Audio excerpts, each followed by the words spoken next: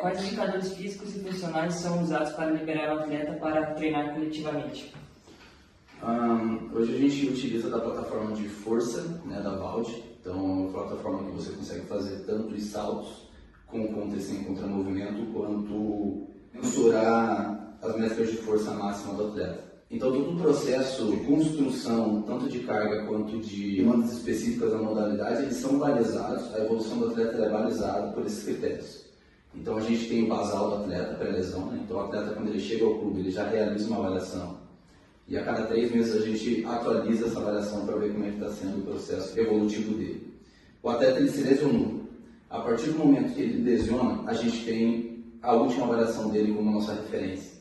Então, para que o atleta ele retorne novamente com o grupo, além da carga crônica e aguda dele estar regularizada já de acordo com o grupo, essas métricas também do CMJ, do SJ, que é o squat e o contra-movimento jump, e o IMTP, que é a avaliação de força que a gente faz para a força do atleta, elas precisam estar igual ou superior à avaliação pré-lesão. Tá? Então, são essas métricas que a gente utiliza. Então, plataforma de salto, fazendo o CMJ e o SJ, e o IMTP, que é um teste de força máxima que o atleta realiza, além dos dados e métricas de GPS, que a gente utiliza da Catapult. Então, essas 3 métricas elas são utilizadas no retorno total do atleta. Se em alguma dessas métricas ele ainda não atingiu, a gente não retorna ele. A gente continua na fase 4 até que ele consiga atingir esses níveis para ir para a fase 5. Qual tipo de periodização física é aplicada no retorno pós-lesão para equilibrar o desempenho e prevenção? Essa pergunta é muito ampla porque depende da lesão, do grau da lesão, do tempo de afastamento que o atleta teve da lesão dele.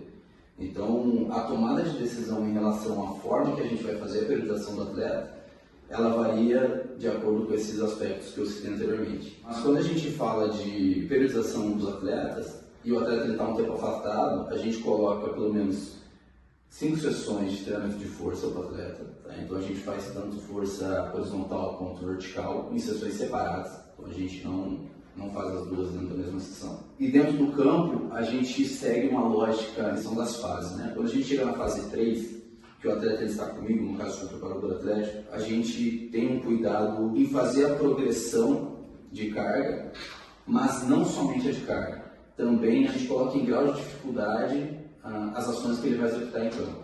Então a gente começa só com ações lineares, depois a gente entra para o lateral, então linear e lateral.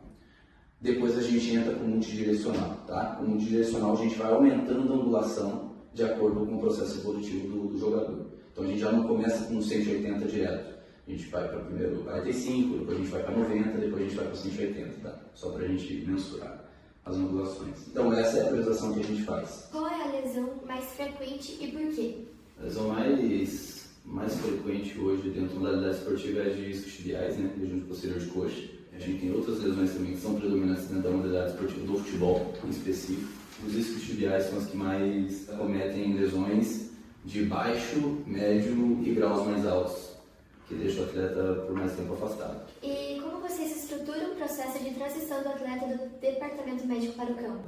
A gente divide em 5 fases a transição do atleta. A fase 1 é o veto total das atividades da modalidade, então ele fica 100% com o departamento médico, fazendo tratamento, tanto com medicamentos quanto manutenções, né? A fase 2 é o atleta, ele começa a ser incluído ao campo, junto do departamento de fisioterapia. Então, é quando o atleta ele começa a ser exposto de forma gradativa a ações lineares, na sequência multidirecionais, em diferentes angulações.